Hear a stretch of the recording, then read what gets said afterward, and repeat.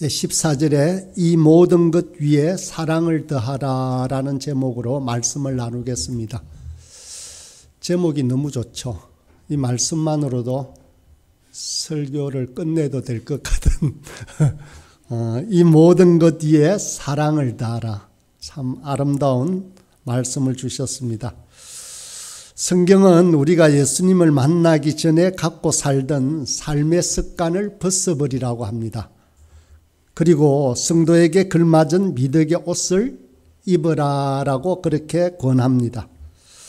우선 성도가 벗어버려야 할 것이 무엇인지를 거기 3장 첫 절부터 해서 예를 들고 있는데, 그 첫 번째는 성적인 타락이었습니다.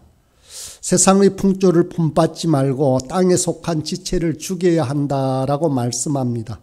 두 번째로는 혀를 잘못 사용하는 것이었습니다. 믿음이 있노라 하고 혀를 바르게 쓸 줄 모르면 진짜 성도가 아니다라고 했습니다. 우리가 예수님을 믿고 거듭나서 새 생명을 얻으면 지식에까지 새롭게 되어지는데, 가장 먼저 나타나는 현상은 사람을 차별하여 대하지 않는다는 것입니다. 교회는 계급을 가진 공동체가 아닙니다.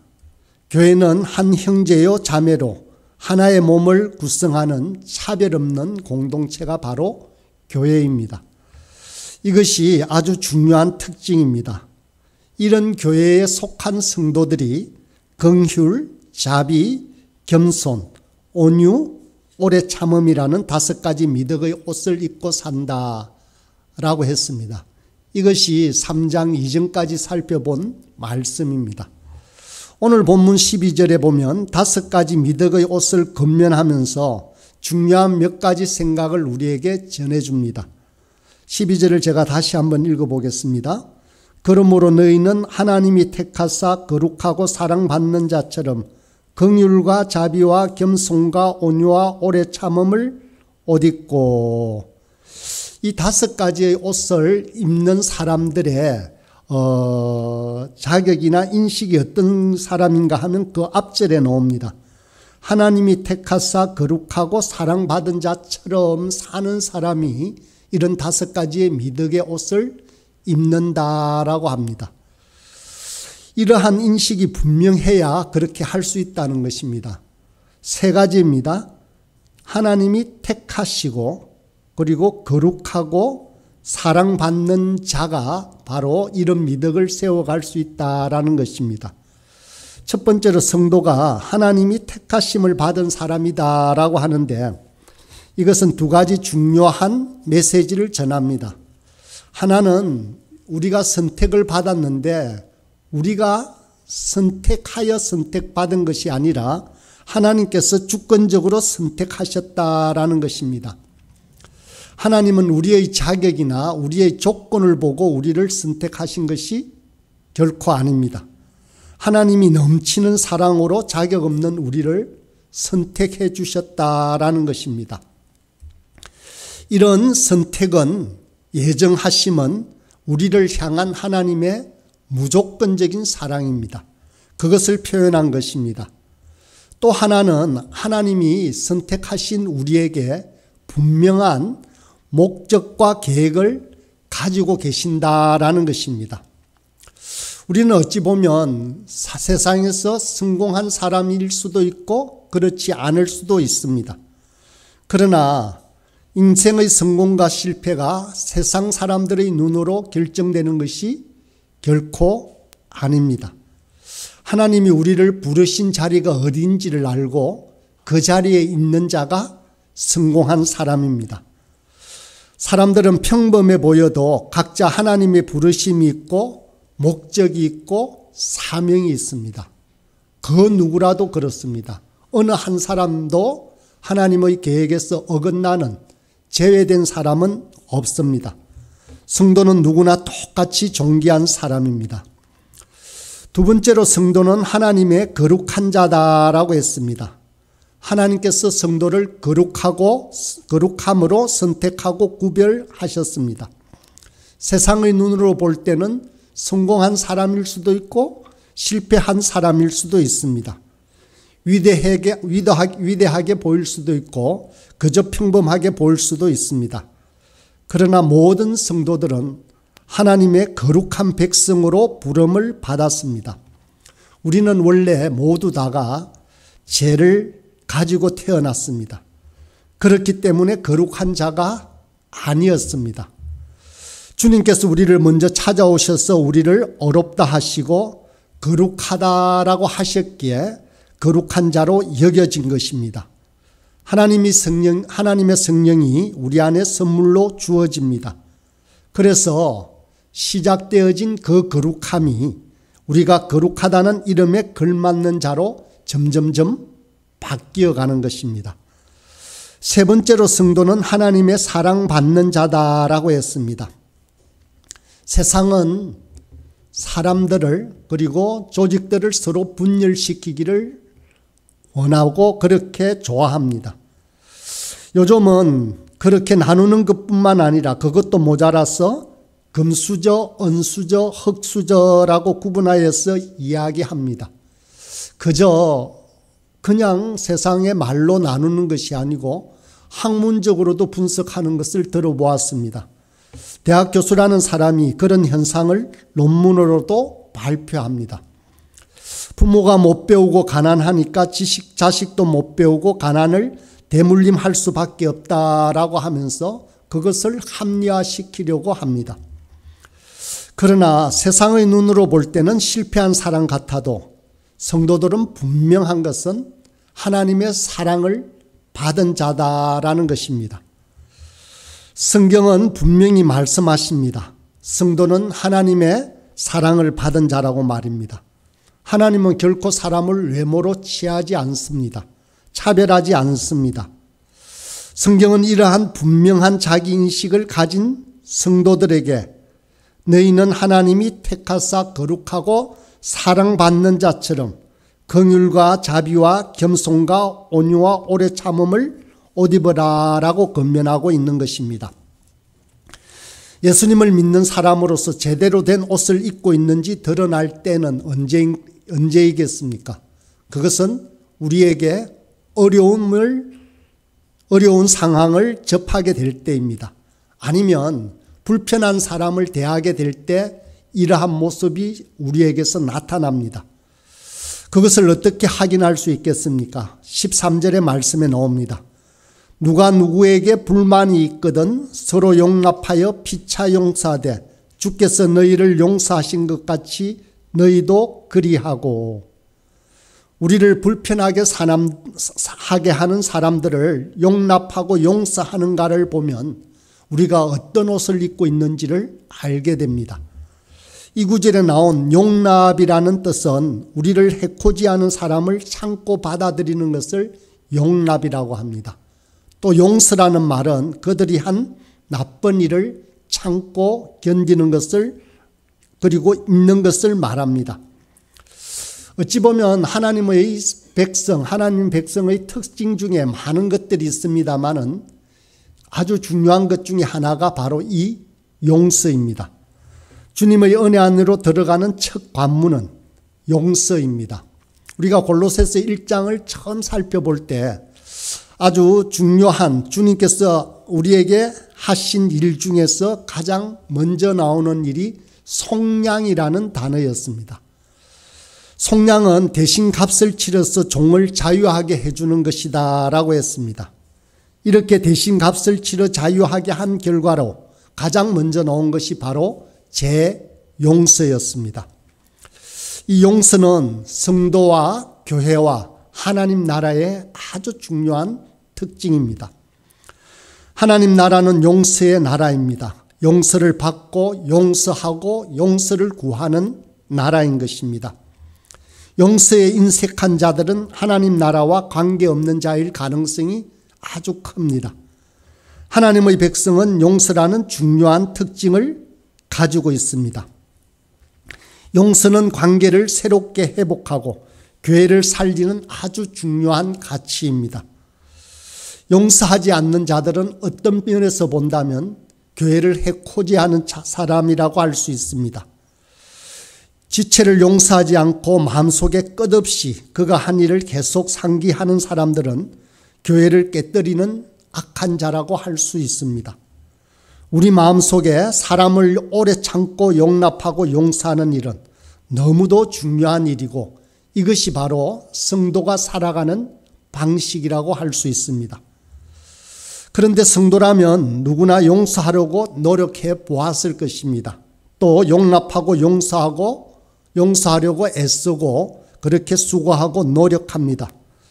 그런데 끝까지 해야 합니다. 그러다가 우리 마음속에 이런 생각이 들면 안 됩니다. 이 일만은 도저히 용서 못하겠다. 어찌 이것을 용서할 수 있겠노? 라고 하면서 용서하지 않으려고 합니다. 그러면서 여러 번 노력했는데 정말 안 된다 라고 하면서 용서하지 않으려고 합니다. 베드로가 어느 날 예수님께 여쭈었습니다. 주여, 형제가 내게 죄를 범하면 몇 번이나 용서하여 주리이까? 7번까지 하오리이까? 그러자 주님께서는 7번뿐만 아니라 7번을 70번까지라도 할지니라 라고 대답했습니다. 용서라고 하는 것은 하다가 멈추는 것이 아닙니다. 중단하고 최대한 해보는 데까지만 하는 것이 아니라는 것입니다. 주님은 끝까지 용서하라라고 말씀하십니다. 그러면 우리가 왜 그렇게 해야 하겠습니까? 13절을 다시 보면 주께서 너희를 용서한 것 같이 너희도 그러하고 라고 말씀하고 있습니다. 주께서 용서하신 같이 피차 서로 용서하라고 합니다. 우리 자신을 위해서 스스로 누군가를 용서하는 일은 조금 어렵습니다. 그럴 수도 있습니다. 하지만 주님을 위해서라면 할 수 있지 않겠습니까? 주님이 기뻐하시고 좋아하신다면 우리가 무슨 일인들 못하겠습니까? 주님께서 우리에게 하신 것처럼 우리도 피차 용서하라고 명령하십니다. 13절에 나온 서로 피차라는 말은 나도 했으니까 너도 해야 되라고 하는 그런 것에 적용하는 것이 아닙니다. 누구든지 먼저 깨달은 사람이 먼저 용서하는 것입니다. 누구든지 먼저 다 잊어줘야 하는 것입니다. 마치 그런 일이 없었던 것처럼 누구든지 먼저 깨달은 자가 용서하는 것이 용서의 이치이고 도리입니다. 여기에서 주께서 너희를 용서한 것 같이 라는 말의 의미는 내가 사람들을 용서한 것 같이 너희도 다른 사람을 용서하라는 말입니다. 다른 말로 바꿔서 이야기하면 주님께서 우리에게 이렇게 말씀하시는 것입니다. 이제 앞으로 너희가 바로 나다라는 뜻으로 말씀하고 있는 것이나 마찬가지입니다. 성도들은 주님이 행하신 그 일을 하도록 이 땅에 남겨진 것입니다. 그래서 여기서 예수님처럼이라고 하는 이 처럼이라는 단어가 중요한 것입니다. 이제 여러분과 저는 예수님처럼 살아야 합니다. 우리가 예수님인 것처럼 다른 사람을 용서하고 베풀고 용납하며 살아야 하는 것입니다. 우리가 살아가는 사회 구석구석에 용서를 찾기는 힘듭니다. 마음속에 억울함을 켜켜이 쌓아두고 누군가를 향해서 분노를 터뜨리는 것이 오늘날 보편적인 모습입니다. 날마다 더 분열이 되어집니다. 더 분노가 쌓여집니다. 더 화가 납니다. 이런 삭막한 땅에 주님께 용서받은 우리가 용서를 풍성하게 흘러 내보내야 합니다. 누가 먼저랄 것 없이 주님께서 베풀어 주신 귀한 은혜와 진리를 아는 사람이 먼저 용서하고 용서를 구해야 합니다. 그런데 사실 우리가 용서하기 가장 어려운 사람이 누구입니까? 사실 멀리 있는 다른 나라에 있는 사람들이 어려운 것이 아닙니다. 내 주변에 가장 가까이 있는 사람입니다. 그 대상이 배우자일 수도 형제 자매일 수도 있습니다. 아니면 함께 예배드리는 교회의 성도일 수도 있습니다. 그 누구라도 부디 용서해야 합니다. 그래야 저와 여러분이 더 넓은 은혜의 바다로 들어갈 수 있습니다. 어쩌면 우리를 하나님 사랑의 더 넓은 세계로 우리를 인도해 줄 사람은 바로 우리가 용서하기 어려운 바로 그 사람인지도 모릅니다. 나를 힘들게 하는 사람을 용납하고 용서하고 주님께서 힘을 다해 하나 되게 하신 것을 우리는 반드시 지켜야만 합니다. 이제 이것만으로도 충분할 것 같은데 성경은 이것에 하나를 더 추가합니다. 그것이 14절의 말씀입니다. 이 모든 것 위에 사랑을 더하라. 이는 온전하게 매는 띠니라. 사랑의 다른 별명을 온전하게 매는 띠라고 말하고 있습니다. 사랑은 다 묶어서 완전한 열매와 결과를 얻게 하는 띠라는 말씀입니다. 우리가 앞에서 살펴보았던 5가지 미덕, 긍휼과 자비와 겸손과 온유와 오래 참음과 또 거기에 더한 용납과 용서, 그 자체로도 훌륭한 것입니다. 하지만 이 모든 것에 사랑이 더해지면 온전하게 매는 띠처럼 된다는 것입니다. 사랑은 절대로 추상적인 개념이 아닙니다. 사랑이라는 이 단어는 말로 보면 추상적일진 모르지만 구체적인 삶의 현장과 행위를 반드시 포함해야만 그 사랑이 드러납니다. 그래서 고린도전서 13장에 나오는 사랑의 품사들은 오래 참고 인내하고 온유하고 모든 것들은 전부 동사입니다. 사랑은 관념에 불과한 명사가 아니라 구체적인 행위를 하는 동사라는 것입니다. 마음에 맞는 사랑끼리 모이는 것을 사랑이라고 하지 않습니다. 하나님께서 붙여주신 사람들이 어떠하든지 적극적으로 아끼는 것이 성경에서 가르치는 사랑입니다. 아무리 훌륭하고 탁월한 능력이 있는 것 같이 보이더라도 사랑이 없으면 소리나는 구리와 울리는 꽹과리와 같다 했습니다. 신앙적으로 탁월한 능력이 있고 아무도 모르는 비밀과 지식을 가진 것 같을지라도 사랑이 없으면 아무것도 아니라고 했습니다. 심지어 헌신적으로 자기 몸을 불살하게 내어주고 가지고 있는 모든 것으로 구제할지라도 중심에 진실한 사랑이 없다면 아무 유익이 없다라고 했습니다. 하나님의 은혜를 아는 성도의 삶에는 항상 믿음, 소망 이 3가지가 있을진데 그 중에 제일은 사랑이라고 했습니다. 로마서 13장 8절에서 10절까지의 말씀에도 사도 바울은 사랑에 대해서 이렇게 말합니다. 제가 한번 읽어보겠습니다. 피차 사랑의 빛 외에는 아무에게든지 아무 빛도 지지 말라. 남을 사랑하는 자는 율법을 다 이루었느니라. 간음하지 말라, 살인하지 말라, 도둑질하지 말라, 탐내지 말라 한 것과 그 외에 다른 계명이 있을지라도 내 이웃을 내 자신과 같이 사랑하라 하신 그 말씀 가운데 다 들었느니라. 사랑은 이웃에게 악을 행하지 아니하나니 그러므로 사랑은 율법의 완성이니라. 사랑은 우리가 지켜야 할 모든 율법의 완성이다라고 말씀하고 있습니다. 사랑하는 여러분, 서로를 용납하고 오래 참으시길 바랍니다. 상대방이 과거에 행한 나쁜 일을 잊고 용서해 주길 바랍니다. 게다가 이 모든 것에 사랑을 더해서 완전함의 띠를 더하여 더 많은 열매를 맺길 바랍니다. 부디 저와 여러분에게 이러한 삶의 변화들이 풍성하게 일어나기를 간절히 소원합니다. 또 그 변화를 우리 부활소망교회 식구들과 함께 누리는 복된 은혜가 있기를 이 시간도 간절히 기도합니다.